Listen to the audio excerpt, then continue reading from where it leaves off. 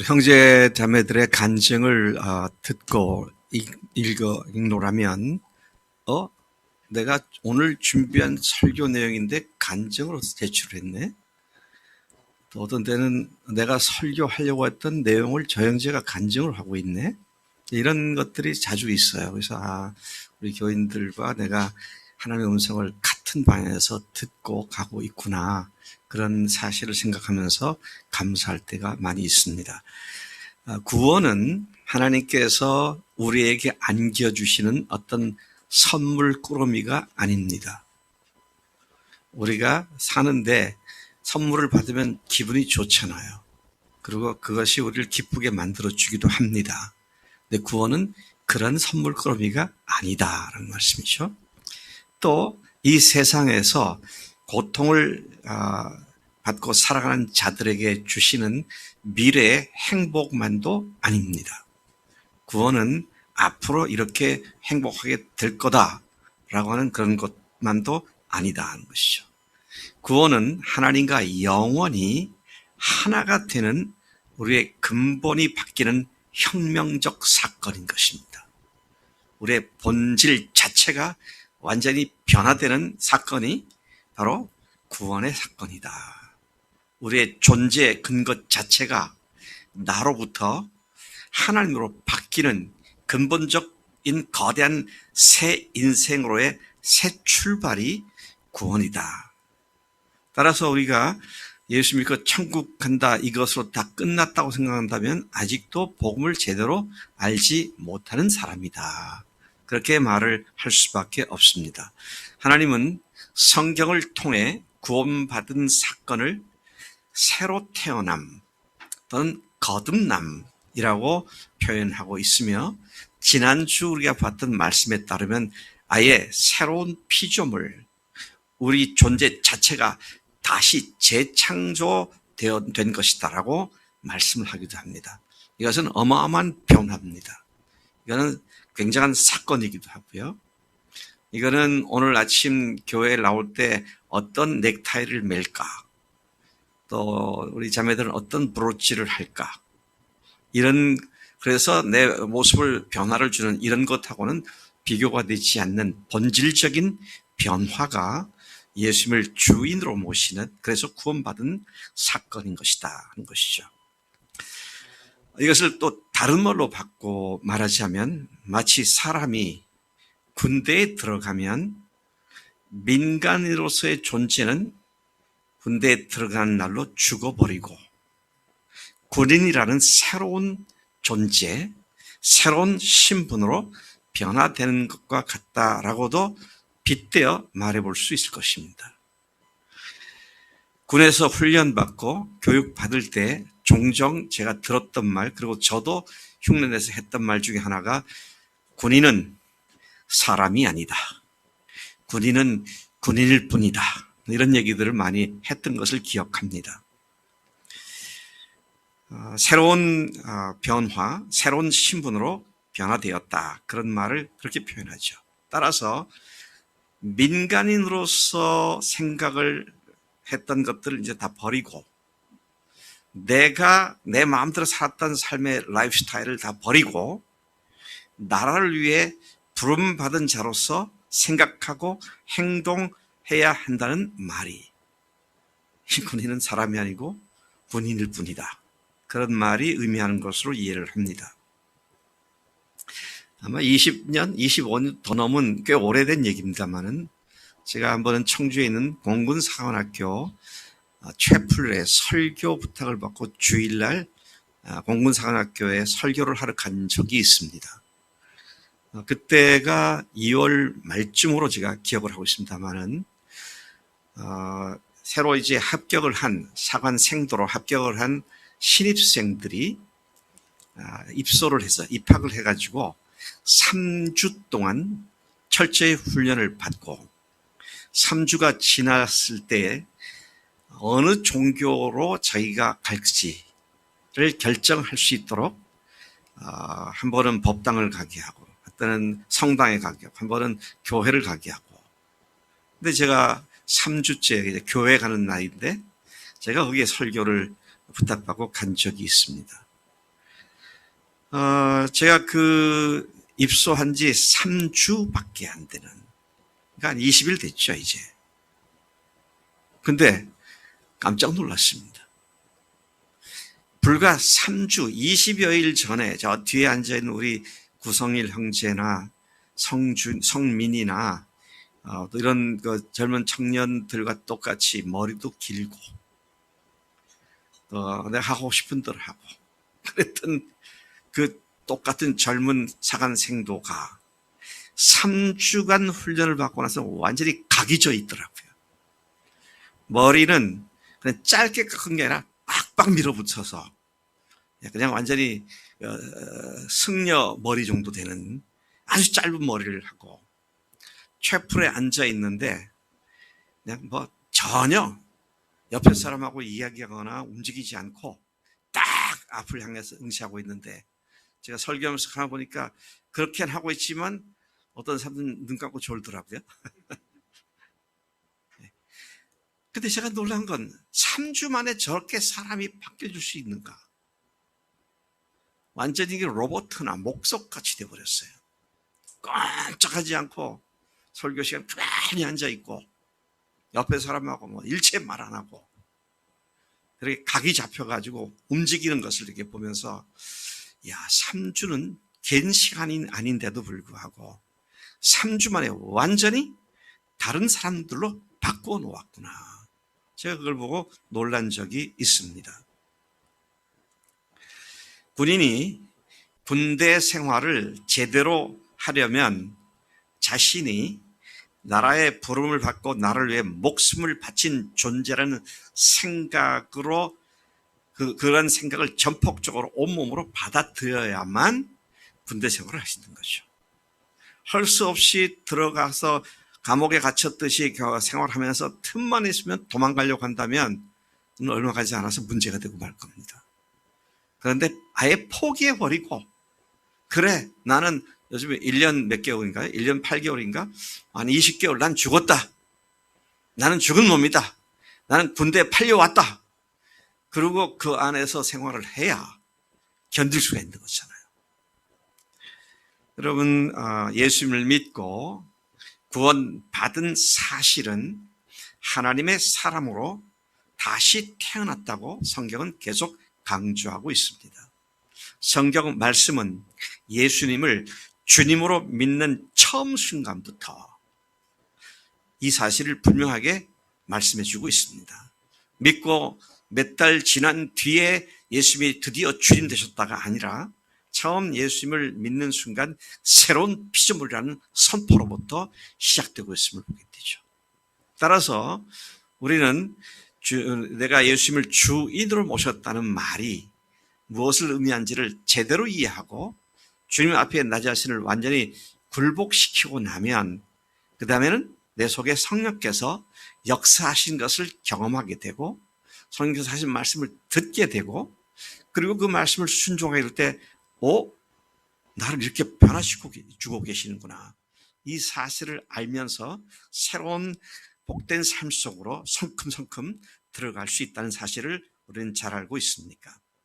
자, 지난주에 말씀드렸던 것처럼 고린도후서 5장 17절 저도 처음 구원의 학생 올 때부터 이 말씀을 소개받았고 그 즉시 암송했고 그 외에도 계속 누구에게 예수님을 전하고 난 데는 바로 이 말씀을 소개해 준 첫 시작 구절이었습니다.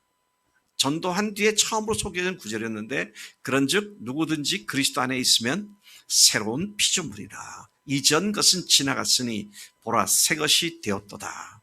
그런 말씀을 우리가 너무 잘 알고 있는 것입니다. 그런데 이렇게 자신의 주인을 바꾸는 일, 어마어마한 삶의 근본적인 변화, 이 변화는 사람이 할 수 있는 일이 아니라는 사실인 것입니다. 우리가 아무리 마음을 고쳐먹어도요, 내 삶의 주인을 나로부터 예수님께 바꿀 수 있는 일은 사실은 불가능한 일입니다. 우리가 할 수 있는 일이 아니라는 말씀인 것이죠.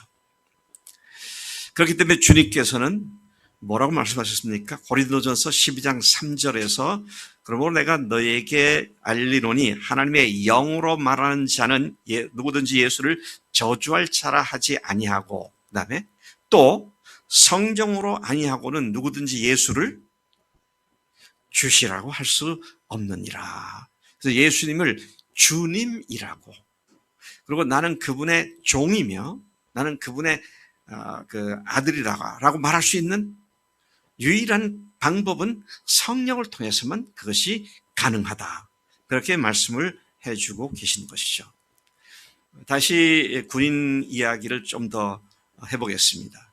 군인이 되면 그는 아예 집을 떠납니다. 그렇죠?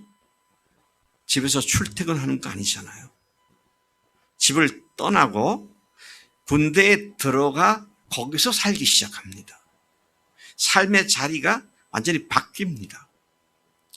군인으로서 군대 안에서 먹고 자고 훈련받고 군인으로서 나라를 지키는 일에 전념하게 되는 것이죠. 그곳에서 그들은 혼자로서는 도저히 할 수 없는 일들을 함께 수행함으로 기적 같은 일들도 만들어냅니다. 아까 우리 상범이 형제가, 제가 분명히 형제라 그랬죠? 목사가 아직 아니고 상범이 형제가 나 혼자로서는 도저히 할 수 없었는데 교회 속에서 이렇게 될 수가 있었다. 그런 고백을 했습니다. 여러분, 군대에서 하는 일들을 가만 보면은요, 혼자는 도저히 할 수 없는 일인데 같이 하니까 초인적인 힘과 인내가 생겨나더라고요. 저는 소위 인간을 하고 광주 보병학교에 가서 4개월 동안 훈련 받을 때 그 훈련에 여러 과정들이 있습니다만 2주간에 걸친 유격 훈련을 결코 잊지 못합니다. 거기는 군대 우리가 있던 훈련소에서 나와가지고 산에 있는 막사에 들어가서 2주간을 거기서 아예 훈련을 받고 그렇게 했어요. 그런데 로프를 하나 주고 7, 80m 거의 직각에 가까운 바위를 이렇게 바위를 자꾸 뒤로 이렇게 내려오고 말고요. 밑을 향해서 등을 하늘로 하고 앞쪽을 밑으로 향해서 그 밧줄을 잡고 내려가라. 아마 우리 용감한 누구한테 얘기를 해볼까? 우리 현수, 그렇게 하라면 할 수 있겠어? 아이고, 이거 엄두가 안 나죠, 사실은. 또는 이게 저 기가 막힌 얘기입니다. 또는 지도 한 장 달랑 주고 도착해야 할 지점의 좌표를 불러준 뒤에 그리고는 플래시불 하나, 지도 한 장, 그다음에 나침반 하나를 들고 저녁 6시에 뒤에서 기관총을 막 쏴대면서 빨리 출발을 하라고 출발을 하죠. 근데 해발 1000m가 넘는 산을 2개를 넘어서 새벽 4시 반에 그 산 꼭대기 정해진 곳에 도착을 해라. 여기 해병대 출신 누가 있나? 우리 저기 수환 형제가 해병대 출신이네. 하라 그러면 할 수 있을 것 같아요? 예. 근데 여러분, 저를 우습게 보지 마세요. 제가 그렇게 했습니다. 어떻게 했는지 아세요? 5명 일개조로 하니까 서로 격려가 돼가지고 으쌰으쌰 하면서 힘을 내니까 그게 가능해지더라고요. 그래서 한번 그거 훈련하고 나니까요, 하여튼 눈에 보이는 산이면 언제든지 갈 수 있구나 이 생각이 들어요. 근데 저보고 혼자 하라고 그랬으면 전 못하죠. 근데 제가 아주 절실하게 느낀 것이, 야, 함께 하는 것이 대단한 거구나. 여러분, 예수 믿고 교회에서 함께 생활하는 것이 바로 그런 것이다 하는 것이죠.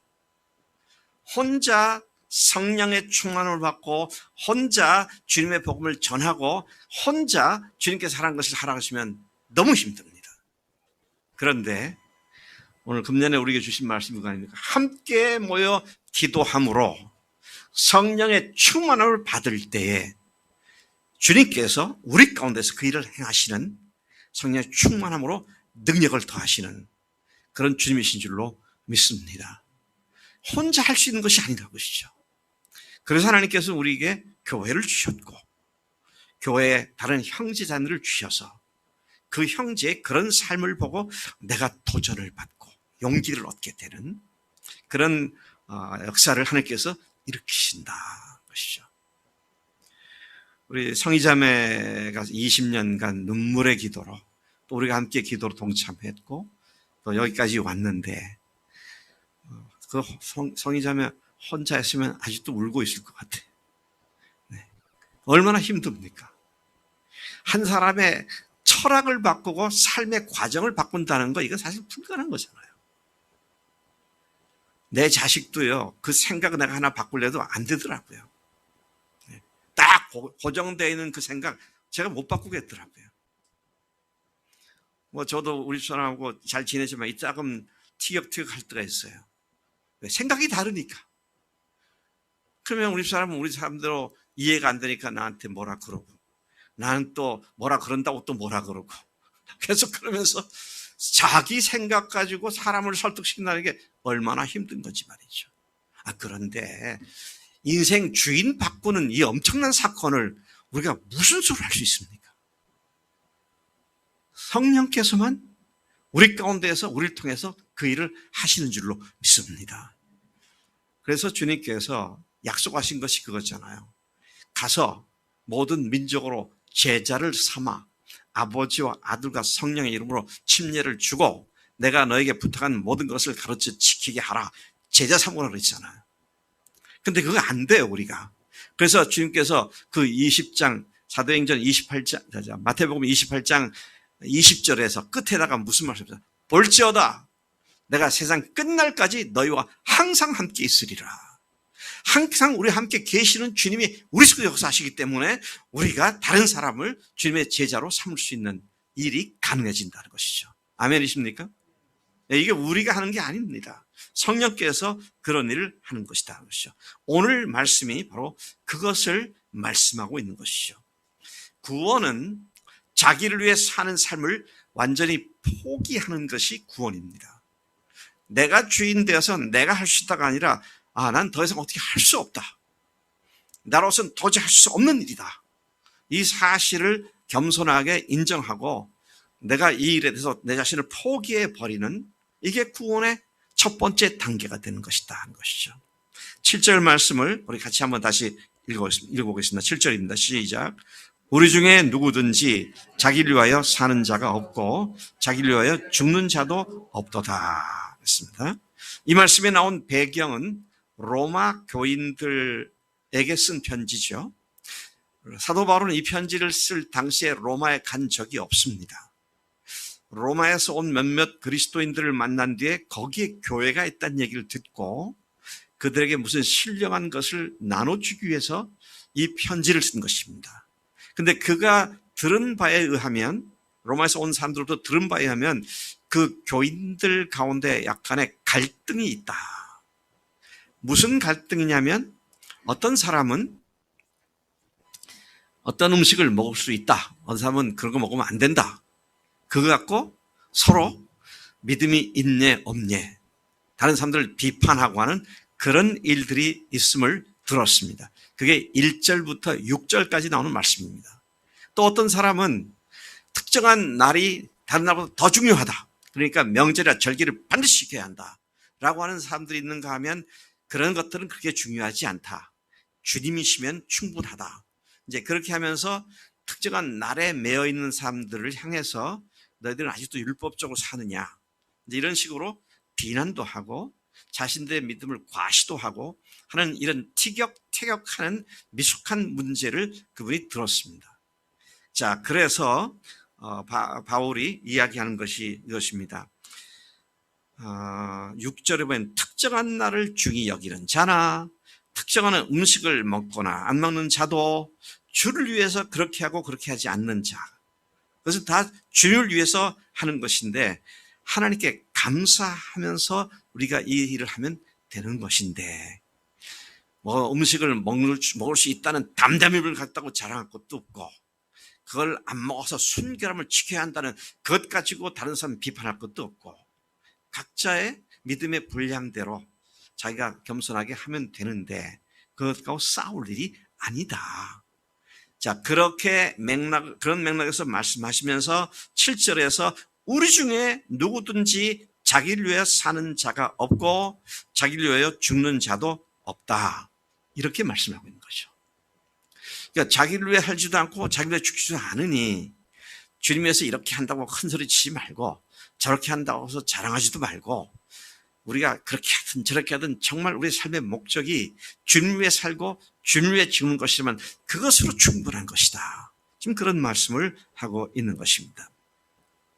마치 군인들 중에 자기 유익만을 위하여 자기 생각대로 자기 마음대로 군 생활을 하는 자가 없는 것처럼 여러분 군대에서 명령하면 거기에 토 달 수 있어요?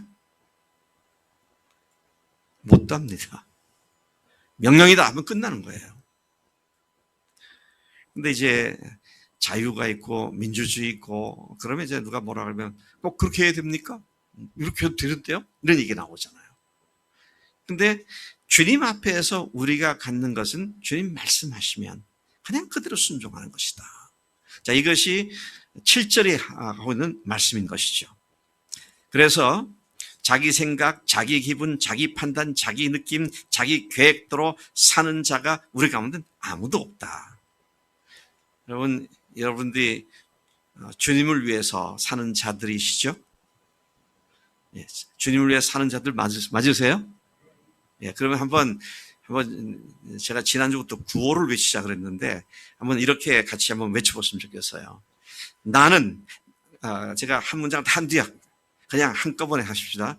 나는 나를 위해 살지 않고 나를 위해 죽는 자도 아니다. 한번 해볼까요? 시작. 나는 나를 위해 살지 않고 나를 위해 죽는 자도 아니다. 나를 위해 살지도 않고 나를 위해 죽지도 않고 오로지 주님이 내 삶의 근본 이유 목적일 뿐이다. 자, 그러한 출발이 내가 아니고 이제 나는 나를 위해 사는 자가 아니고 나를 위해서 죽는 자도 아닌데 그럼 어떤 자냐? 8절로 이제 다음 단계로 넘어간 사람들이다. 8절을 같이 읽어보겠습니다. 시작. 우리가 살아도 주를 위하여 살고 죽어도 주를 위하여 죽나니 그러므로 사나 죽으나 우리가 주의 것이로다. 우리가 사는 것도 우리가 죽는 것도 더 이상 우리 자신을 위한 것이 아니고 살고 죽는 우리의 존재 자체는 전적으로 주님을 위한 것이므로 그 삶과 존재 목적이 주님을 위한 것으로 바뀐 자들이 되었다. 그러니까 일부 예배 때 우리 현준이 형제가 간증을 했습니다. 내일과 모레 이틀 동안 임용고시 2차 면접과 더 시연을 하게 됩니다. 강의 시연을 하게 됩니다. 근데 굉장히 지난주 초에 불안해했고 마음속에 그러다가 주님께 다 맡겨버리겠다. 합격이 돼도 불합격이 돼도 주님께 맡겨버리겠다. 그러고 이제 간증을 그렇게 한 걸 들었습니다. 여러분, 주님 앞에 다 맡겨버리면 주님께서 우리의 최선을 위해서 일하시는 하나님이신 줄로 믿습니다. 어떤 것을 정해놓고 이렇게 돼야만 되겠다고 하나님께 떼쓰는 그것이 아니라 이래도 좋고 저래도 좋고. 그래서 이거는요, 바울은 어떻게까지 얘기를 합니까? 내가 지금 죽어서 주님 앞에 가는 것도 좋고 좀 더 살아서 너희들 믿음을 더 세워주는 데 헌신하는 것도 좋고 근데 이 두 가지 욕망 사이에 끼어가지고 내가 어느 걸 취할지 모르겠다. 죽어도 좋고 살아도 좋고. 여러분, 세상에 제일 무서운 사람이 누구죠? 죽는 것 두려워하지 않는 사람이 제일 무서워요, 사실은. 참 이상한 건요, 등치가 좋고 막 이렇게 체격이 우람한 사람들이 싸움 잘하는 게 아니고요. 제일 싸움 잘하는 사람들이 누구냐? 등치와 관계없이 죽고 사고 덤비 들면 다른 사람 꼼짝 못해요. 그런데 사는 것도 유익하고 죽는 것도 유익하고 살아도 주를 위해 살고 죽어도 주를 위해 죽는다고 한다면 그건 게임 끝난 얘기입니다. 참으로 자유로운 삶을 살게 되죠. 근데 이게 안 되면 안 되는데 하면서 그러면 거기에 매여가지고 내가 자유를 다 잃어버리게 되죠. 거기에 매여버리게 됩니다. 자, 그런 의미에서 우리가 정말로 내가 사는 이유와 존재하는 목적이 더 이상 나 자신을 위한 것이 아니라 살고 죽는 내 존재 자체는 전적으로 주님을 위한 것으로 그 삶과 존재의 목적이 바뀌어져 있는 사람들, 이게 바로 예수님을 주인으로 모신 사람들이라는 것이죠. 오직 나만을 생각하고 내 계획대로 살아가고 내가 주인이 되어 실질적인 나의 삶을 내가 주관하고 살아온 과거를 돌이켜볼 때 그 결과가 무엇이었습니까? 내 마음대로 내 계획대로 내가 주인 되어 살아온 결과가 뭐예요? 참 그것이 내가 계획한 대로 됐으면 얼마나 좋겠습니까마는 대부분에게 그렇게 되지 않습니다. 더 아이러니컬한 거는요, 부모들이 열심히 돈을 법니다. 참 고생하면서 돈을 벌죠. 주로 부모들이 교육을, 목숨 걸고 이렇게 애쓰고 수고하는 목적이 뭐죠? 제가 질문을 조금 지혜롭게 못한 것 같으네. 부모들이 그랬으니까 벌써 자녀들 위한 것이라 답이 나오겠죠. 아마 다들 그 말엔 동의가 될 겁니다. 자녀들을 위해서다. 근데 아이러니컬하게도요, 부모들이 죽으라고 애를 쓰고 돈을 버는데 많은 사람들의 문제를 해결하기 위해서 그 문제를 들여다보고 도와주는 상담 심리학자들이 말하는 것은 대부분 문제 있는 사람들은 그 문제가 어려서부터 부모로부터 받은 상처가 그들 속에 이상 행동과 이상 심리로, 이상 성격으로 형성돼서 나온다. 그렇게 얘기를 하죠. 이게 얼마나 모순된 얘기입니까? 자녀들을 위해서 일생을 헌신했는데 자녀들은 정작 부모를 원수시하게 되는, 이거는 얼마나 하나님이 아닌 내가 주인 돼서 자식들을 위해서, 남편을 위해서, 아내를 위해서 죽으라고 헌신했다 하더라도 그게 그대로 결과가 오니라 전혀 반대 결과가 올 수 있다고 하는 이 사실을 100에 하나, 1000에 하나면 다행이겠는데 100에 70, 80이 그렇지 않은가? 그럼 좀 나은가요? 8, 90 그렇지 않은가? 내가 주인 된 삶의 결과가 뭐냐는 거예요. 참 그 결과가 아름답고 귀한 것이라면 그렇게 여전히 자기 중심에 살아야죠. 근데 자기가 그렇게 살아가지고 내 인생에 참 복되고 내 자녀들이 이렇게 되어서 하나님이라는 말도 없죠. 그냥 내가 이렇게 행복하다라고 말하는 사람들 제가 거의 본 적이 없어요. 여러분, 정말로 내가 나를 위해 사는 것이 아니라 주님으로 완전히 바뀌어진 삶이 아니고서는 이 세상에서 우리가 사는 삶의 결과가 만족스럽고 행복하고 모두를 기쁘게 만드는 그런 삶이 될 수 없다는 것을 우리는 잘 알고 있는 것입니다. 내가 주인이 된 자리에서 내려와 예수님을 주인으로 모신 자들은 이제는 더 이상 자신을 위해 살지 않고 주님을 위해 살고 죽는 자가 된 자들인 줄로 믿습니다. 이제 그렇게 삽시다가 아니라 정말로 예수님을 주인으로 모시다면 다 그렇게 된 자들인데 우리가 이 사실을 제대로 인식하지 못하고 예수 믿는 것과 사는 것이 완전히 구분돼 가지고 믿는 것 따로 생활 따로라고 한다면 그 믿음은 매우 불안정한 것일 수밖에 없다는 말씀인 것이죠.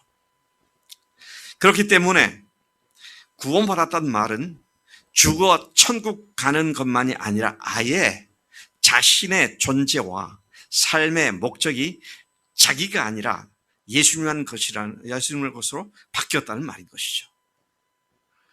그렇게 삶의 존재 이유와 목적이 주님으로 바뀐 주님의 자녀들이 그분의 나라인 천국에 들어가는 것은 너무도 당연한 것입니다. 자, 제가 이 말씀을 의도적으로 이 말씀을 썼는데요. 예수 믿으니까 난 죽으면 천국 갈 수 있어. 이거를 계속 되뇌이는 사람들은 좀 문제가 있어요. 왜? 하나님의 자녀가 돼서 주님에 사는 사람들은 그렇게 살다가 오라하시면 가면 당연히 천국 가게 돼 있는 거죠. 천국 가게 돼 있는 거를 계속 나는 구원받을 수 있어, 자들 천국 갈 수 있어, 이렇게 얘기할 필요가 뭐가 있느냐는 거예요. 그래서 제가 역설적인 얘기입니다만은 구원의 확신을 자주 얘기하는 사람 치고 신통한 사람이 별로 없어요. 제가 이제 지금 22년이죠. 2년 후면은 결혼 50주년이 됩니다. 오래 살았네? 집사람하고 오래 살았어 보니까. 48년. 그 48년 동안 제가 제 아내와 결혼한 사실을 나는 확신해. 그런 생각을 했을까요? 그게 이상한 거지, 그게요. 뭐, 딴 생각 품고 있거나 그러면 이제 괜히 위장으로 내가 당신과 결혼을 확신해. 그럴지는 모르겠습니다만, 그거는 지극히 비정상인 거죠. 그게 뭘 필요 있습니까? 나는 이희정 여사와 결혼을 한 사람이야. 그럼 뭐 필요해요, 그게요? 뭐 제가, 오덕재 자매한테, 오자매 사실을 내가 얘기할 때 잘 알아두라고. 내가 이희정 자매하고 결혼한 사람이에요. 그러면 오자매가 나를 어떻게 생각할 것 같아? 이게 뭐지? 이게 뭐야, 지금? 그 누가 모르나? 뭐 그러지? 제가 지금 말도 안 되는 소리를 하고 있잖아요. 말도 안 되는 사람들이 예수 믿는다고 그게 말도 안 되는 소리를 하는 경우가 많이 있기 때문에 제가 빗대어서 지금 하는 얘기인 것이죠. 정말로 우리가 예수를 주인으로 모셨으면 우리는 이따금 주님 생각하고 뭐 어떻게 하는 그런 사람이 아니라 어떤 생각이 나면 주님께 헌신하는 그런 사람이 아니라 우리의 근본 자체가 주님을 위해 사는 자로 완전히 바뀐 하나님의 사람으로 여기고 살아가는 것이 마땅한 정상적인 그리스도의 삶인 줄로 믿습니다. 자, 그래서 제가 이런 말을 썼습니다. 어떤 말을 썼느냐? 주님을 믿고 그분을 사랑하는 일은 우리의 파트타임 잡이 아닙니다. 우리의 시간을 조금 들여서 하는 그런 일이 아니라고 그러십니다. 그럼 파트타임 잡이 아니면 뭐예요? 풀타임 잡입니다. 전 시간을 들여서 주님을 위해 사는 자들이라고 하시죠. 자, 예수님을 믿고 구원받는 일은 알바가 아니고요, 정규직이란 말씀입니다. 여러분, 그렇다고 여러분 직장생활 다 때려치고 교회 와서 목사 되고 그런 말 아니에요. 지금 여러분이 하는 일이 주님을 위해서 다 하는 일이 돼야 마땅한 것이다. 이제 그런 얘기를 하고 있는 것이죠. 여러분의 삶의 목적이 진정으로 주님이신가요? 아멘? 네. 직업, 취미, 경제, 사회, 가족생활 등 모든 삶의 영역에서 예수님이 실질적으로 여러분들을 지금 주관하시고 지배하시고 통치하고 계십니까? 종교 생활이라는 부분에 있어서는 통치하시지만 돈 건드리지 마세요, 주님. 이건 내 겁니다. 내 직장 생활, 주님 제발 거기 좀 가만히 계세요.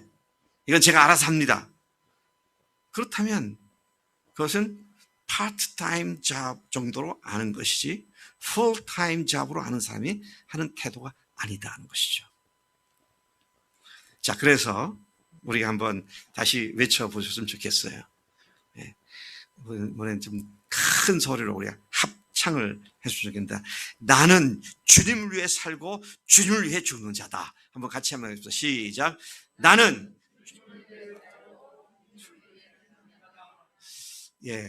참 감사하긴 한데 조금 좀 맥이 없어요. 좀 확신을 갖고 담대하게 큰 소리로 한번 해봅시다. 우리 김소영 자매가 잘하고 있는데 김소영 자매 소리가 내 귀에 딱 들릴 수 있도록 한번 큰 소리로 해봅시다. 나는 주님 위해 살고 주님 위해 죽는 자다. 아멘, 할렐루야. 그렇게 삶의 근본이 나를 위한 것으로부터 주님께로 바뀌어진 것이 그게 그리스도인이고요. 그것을 위해서, 그렇게 되게 하기 위해서 예수님께서 죽으시고 부활하셨다는 사실인 것이죠. 주님이 세상에 오셔서 육신을 입고 오셔서 인간들에게 체포를 당하시고 고난을 받으시고 십자가에 죽으시고 그리고 사흘 만에 다시 부활하신 이 사건은 자기를 위해 사는 자들이 주님을 위해 사는 자로 바꾸기 위해서 그렇게 주님께서 그 죽으시고 부활한 사실이다. 이걸 성경은 거듭거듭 말씀을 하고 있는 것입니다. 9절 말씀을 같이 읽어보겠습니다. 시작. 이를 위하여 그리스도께서 죽었다가 다시 살아나셨으니 곧 죽은 자와 산 자의 주가 되려 하심이라. 이를 위하여 그때 가서 하려 하심이라. 목적이 뭡니까? 죽으시고 부활하신 이유가 믿는 사람들이 그분과 함께 죽고 그분과 함께 사는 그런 삶이 되게 하기 위해서 그 목적을 위해서 죽고 부활하셨다. 그 말씀을 하고 있는 것이죠. 여기서 산자와 죽은 자의 주가 된다. 그런데 죽은 자는 예수를 믿지 않고 영혼이 죽어 있는 자. 또 산자는 예수님을 믿고 주인으로 모셔서 영원한 생명을 지금 누리고 있는 자. 그렇게 이해를 해도 틀림이 없습니다. 자, 그러한 그 산자들이 바로 예수님을 주님으로 믿고 영원한 생명을 얻고 살아가는 그런 자들로서 그분께 삶의 목적을 다 드린 그런 존재들이라는 거죠. 이 말씀은 그분의 십자가와 부활의 궁극적 목적이, 궁극적 이유가 모든 인간의 주가 되시기 위함을 분명하게 선포하고 있는 말씀인 것이죠. 따라서 그분의 죽으심을 믿고 또 그분께서 부활하심을 믿는 자들의 예수님께 대한 고백은 마땅히 무엇이 되어야 합니까? 나의 주, 나의 하나님이십니다. 이 두 말이 앞에서 말한 것들을 다 포함하고 있는 주님이 기뻐하시는 명백한 신앙 고백이 된다는 말씀인 것이죠. 자, 제가 성경에는 계속 이런 것들을 목적이 바로 이런 것이었다는 것을 반복해서 말씀해 주고 있다고 했는데 예를 들어서 데살로니가전서 5장 10절을 보면 이렇게 말씀하고 있습니다. 예수께서 우리를 위하여 죽으사 우리로 하여금 깨어있든지 자든지 자기와 함께 살게 하려 하셨느니라. 살게 하려 하셨느니라 뭡니까? 그것을 목적을 위해서 우리가 그렇게 살게 하기 위해서 우리를 위해서 죽으셨다. 그것이 데살로니가전서 5장 10절에 한 말씀이고요. 또 지난주에 우리가 봤던 말씀의 앞절 고린도후서 5장 14, 15절에 보면 그리스도의 사랑이 우리를 강권하시는도다. 우리가 생각하건대 한 사람이 모든 사람을 대신하여 죽었은즉 모든 사람이 죽은 것이라. 그가 모든 사람을 대신하여 죽으심은 살아있는 자들로 하여금 다시는 그 자신을 위해 살지 않고 오직 그를 대신하여 죽었다가 다시 살아나시는 이를 위하여 살게 하려 하심이라. 그분이 오셔서 죽으시고 부활하신 것이 믿는 자들이 그분을 위해 살게 하기 위해서다. 그렇게 말씀을 하고 있는 것을 봅니다. 베드로 전서 2장 24절에 친히 나무에 달려 그 몸으로 우리 죄를 담당하셨으니 이는 우리로 죄에 대하여 죽고 의에 대하여 살게 하려 하심이라. 살게 하려 하심이라. 죽으신 목적이 바로 우리를 하여금 죄에 대해서 죽고 의에 대해서 사는 자들로 그 목적을 위해서 그렇게 하셨다. 그가 채찍에 맞음으로 너희는 나음을 얻었나니. 우리가 잘 아는 갈라디아 2장 20절 너무도 유명한 구절 아닙니까? 이것도 처음 예수 믿고 구원학식을 갖게 할 때 사용되는 말씀이죠. 내가 그리스도와 함께 십자가에 못 박혔나니 그런즉 이제 내가 산 것이 아니라 오직 내 안에 그리스도께서 사신 것이라. 이제 내가 육체 가운데 사는 것은 나를 사랑하사 나를 위하여 자기 자신을 버리신 하나님의 아들을 믿는 믿음 안에서 사는 것이다. 믿음 안에서 살게 하기 위해서 주님께서 오셔서 우리를 죽으시고 부활하셨다는 사실을 얘기하고 있는 것이죠. 자, 이제 그렇다면 우리가 마지막으로 그 다음에 다시 나가서 할 얘기가 뭡니까? 그분께서 오셔서 우리가 더 이상 우리를 위해 살지 않게 하셨습니다. 이제는 그분이 우리의 삶의 목적이고 근거가 되었습니다. 그러면 이제 우리가 직면해야 할 문제는 지금 나는 모든 삶의 영역에서 그분의 통치와 지배를 받고 사는가? 그분이 나의 삶을 좌지우지하고 계시는가? 자, 이 질문인 것이죠. 예수님이 주님이심을 믿으시죠? 네. 이 말은 단순히 그렇게 믿느냐라는 말뿐만이 아니라 실제적으로 지금 나의 삶의 구석구석을 그분이 주관하시고 계시느냐는 질문이기도 한 것입니다.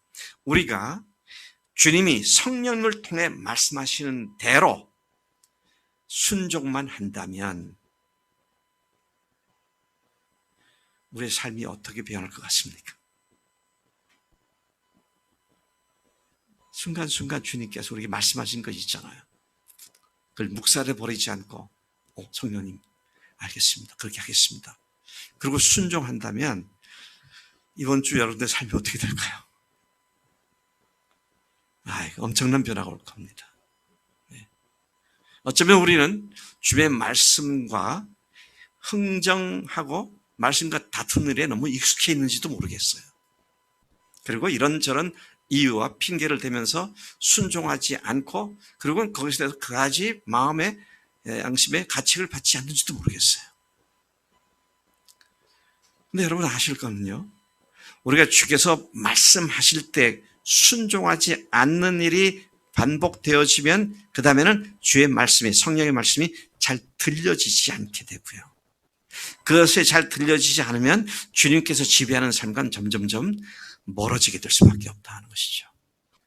오늘 예수님을 주님으로 모신 우리가 삶 그 자체가 우리 자신을 위한 것이 아니라 주님을 위한 것으로 바뀌어졌다면 이제 우리가 집중적으로 초점을 맞춰야 할 것은 성령께서 말씀하신 것을 알아듣고 알아들은 말씀을 흥정하지 않고 그대로 문자 그대로 순종하는 삶.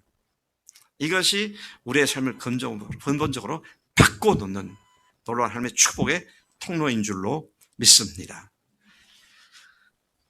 어쩌면 우리가 성령께서 말씀하시는 잘 순종하지 않는 이유가 그동안 내가 주인되어 살았던 삶이 너무 오랫동안 습관이 되어 있기 때문에 잘 순종하지 않을 수도 있을 것입니다.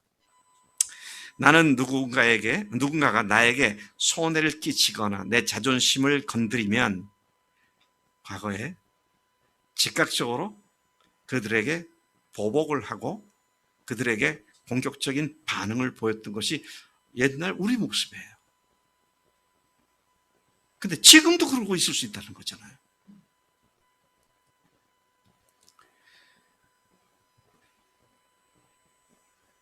그런데 그런 마음이 자동적으로 생깁니다. 옛 습관이 있기 때문에요. 근데 그럴 때 한편 마음에 성령께서 말씀하시잖아요. 뭐라고요? 원수를 미워하지 말고 사랑해라. 원수를 위해서 저주하지 말고 축복해줘라. 그럴 때 우리는 감정 때문에 그 말을 탁 무시해버립니다. 저런 인간은 그럴 필요도 없어. 이렇게 나갈 수가 있잖아요. 근데 그게 주님의 말씀이라고 생각을 해보세요. 그럼 무조건 순종해야 되죠. 그 민감하게 성령님의 말씀을 듣고 순종하는 참 이것이 그리스도에게 주님께 지배를 받고 그분께서 주관하시는 삶이 되는 것이다. 여러분 크고 작은 일 우리 성령님은요 큰 길만 딱 제시해주고 나머지는 너희들이 알아서 해라 그렇지 않습니다. 아주 디테일하게 작은 것까지도 말씀해 주세요. 뭘 어떻게 해야 하는지 알려주시고요. 근데 그것이 잘 안 들린다면 지금 내가 영적으로 무뎌 있구나.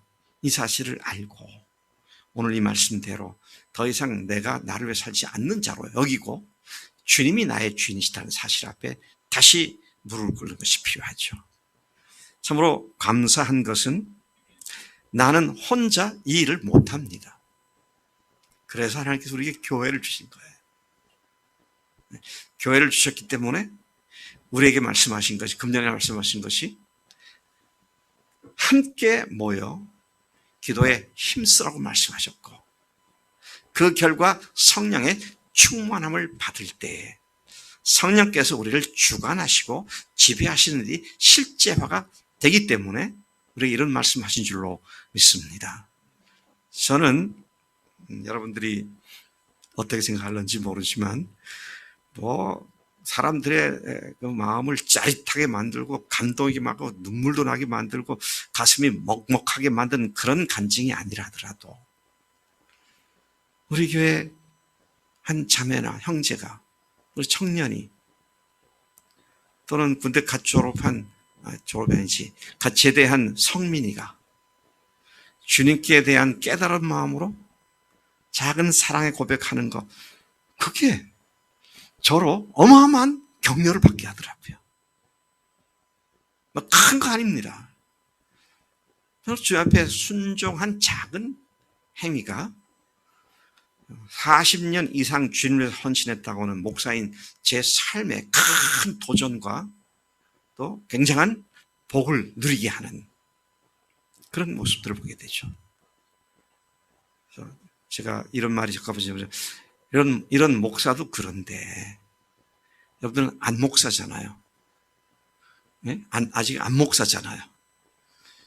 근데 우리가 서로 그런 관계로 도전도 하고 격려도 하고 위로도 하고 그럴 때에 성령의 충만함을 받게 되어서 그 성령의 충만함으로 등이 이런 삶을 사는 영적 민감성과 또 그렇게 살 수 있는 능력이 성령으로 부어지는 줄로 믿습니다. 주님 마지막 날 밤에 성령을 보내시겠다고 약속하셨잖아요. 마가다락방에서. 그때 성령께서 오시면 너희들에게 내 것을 가지고 가르쳐 주시고 내 것을 생각나게 하시고 너희들이 그것을 따라서 살 수 있도록 너희들을 내가 능력도 주시고 그렇게 성령께서 그렇게 하신다. 그 성령 하나님께서 굳이 우리 속에 들어오셔서 우리와 함께 사시는 이유가 바로 성령께서 말씀하시는 것을, 주님께서 말씀하신 것을 그대로 순종할 수 있도록 그리스도인의 정상적인 삶을 살 수 있도록 도우시기 위하여 성령을 보내주신 줄로 믿습니다. 그렇기 때문에 우리가 성령 충만을 받아야 하는 것이죠. 성령 충만을 받을 때 얼마나 은혜가 충만해요. 근데 성령 충만은 한번 받으면 그의 효력이 며칠 가나요?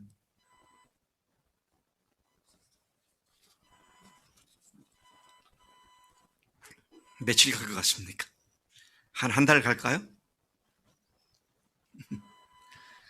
사도 바울이 성령 충만과 술 취하는 걸 대조시켜서 말했더라고요. 술 취하지 말라, 이런 방탕한 것이 오직 성령의 충만함을 받아라 그랬습니다. 대조시켰어요. 최 집사님이 옛날에 술 좀 하셨죠? 아주 많이 드신 뒤에 취한 적도 있었잖아요. 술에 취하면 그 취한 상태가 며칠 가나요? 하루 간다. 자고 일어나면 되게 끝나죠. 그래서 좀 더 아직 숙취가 있으면 해장국을 먹거나 그렇게 하시잖아요. 성령 충만도 하루가 아닌가 그런 생각이 들어요. 무슨 얘기냐면 한 번 이루어졌다고 다 됐다가 아니라 계속 반복해서 성령의 충만을 받게 되죠. 그러니까 그렇게 하려면 교회가 항상 기도하는 장소가 돼야 돼요. 우리 항상 매일같이 모여서 기도하고 다시 성령으로 충만하게 돼서 그분의 음성을 듣고 그분의 말씀에 순종하는 이 일들이 아주 자연스럽게 그리고 기쁨과 즐거움으로 되어지는 그런 일들이 이루어진다라는 말씀인 것이죠. 이제는 내 인생이 내 것이 아니라 그랬습니다. 내 인생이 하나님의 것이라고 분명하게 하나님께서 말씀을 하셨습니다. 예수님이 나의 주님이십니다, 하나님이시다는 말이 바로 그런 의미죠. 고린도전서 6장 19, 20절에서 하나님께서는 바울을 통해서 이 점을 명확하게 하셨습니다. 이 말씀은 예수님을 주님으로 모신 사람들의 몸을, 이 몸이죠. 이 몸을 자신들의 것이 아니라 하나님께서 값을 주고 사신 것이라고 말씀하셨습니다. 내 몸이 내 것이 아니라는 거예요. 주님께서 사주신 것이라고 했습니다. 그러니까 소유권이 그분께 있는 겁니다. 너희 몸은 너희가 하나님께로부터 받은 바 너희 가운데 계신 성령의 전인 줄을 알지 못하느냐? 너희는 너희 자신의 것이 아니라 값으로 산 것이 되었으니 그런즉 너희 몸으로 하나님께 영광을 돌리라. 우리가 주님의 피값으로 주님께로 팔려온 자들입니다. 어디서부터? 죄의 자리로부터 주님께로 팔려온 자들로서 더 이상 내가 내 것으로 주장하지 않고 주님 것이라고 믿고 나에게 발생하는 모든 것들이 주님의 주권하에 있으며 주님께서 그 일을 통해서 나를 더 놀라운 믿음 가운데 이끄시기 위하여 오늘 현재 상황을 허용해 주고 계신다. 이 사실을 믿고 주님의 되심 앞에 온전히 굴복할 때에 주님께서 그 모든 상황들을 놀란 복된 기회로 삼아 주신 줄로 믿습니다. 이제 마지막 말을 마치겠습니다. 예수님을 주님으로 모신 사람들에게 어떻게 하는 것이 주님 위해 사는 것인지를 가르치시고 또 그렇게 순종하며 살 수 있는 능력을 주시기 위해서 성령님께서 우리 속에 들어와 계십니다. 예수님을 주님으로 모신 사람 안에 하나님이신 성령이 계시면서 순간순간 주님의 말씀을 생각나게 하시고 그 말씀에 순종할 것을 요구하고 계시죠. 무엇을 해야 할지 무엇을 하지 말아야 할지를 결정해야 할 순간에 성령님께서는 우리가 무엇을 선택해야 할지를 알려주십니다.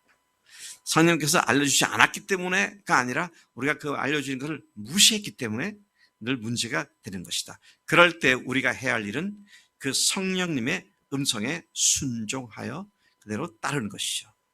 여러분의 오늘 또 월요일부터 토요일까지 모든 삶의 현장에서 실질적으로 여러분들을 다스리시고 주관하시고 인도하는 존재가 주님이십니까? 아니면 자신이십니까? 오늘 여기에 주님 앞에 겸손하게 주님이십니다라고 고백을 하고 거기에 걸맞는 그런 삶을 사는 것이 그리스도인의 삶인 줄로 믿습니다. 네. 우리 이 말씀 생각하면서 아까 불렀던 찬송 내가 그리스도와 함께 십자가에 못 박혔나니 찬송을 다시 한번 부르겠습니다.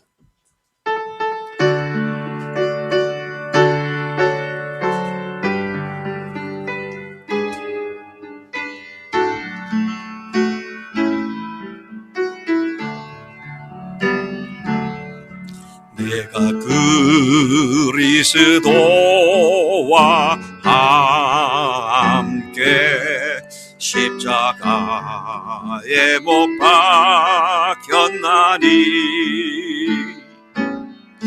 그런즉 이제 내가 산 것 아니요 오직 내 안에 예수께서 사신 것이라 이제 내가 육체 가운데 사는 것은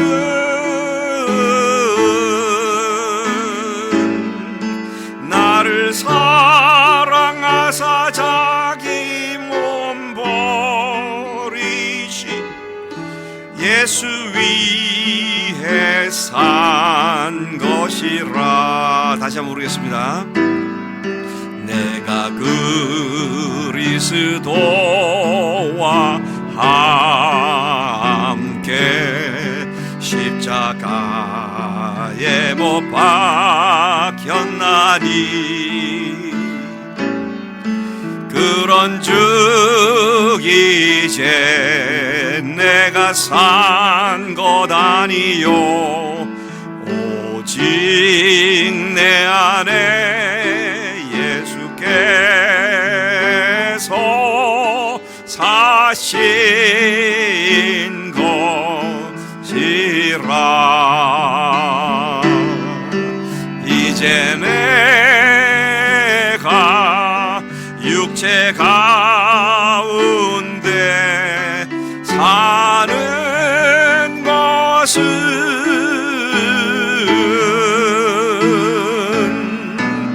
나를 사랑하사 자기 몸 버리신 예수 위해 산 것이라.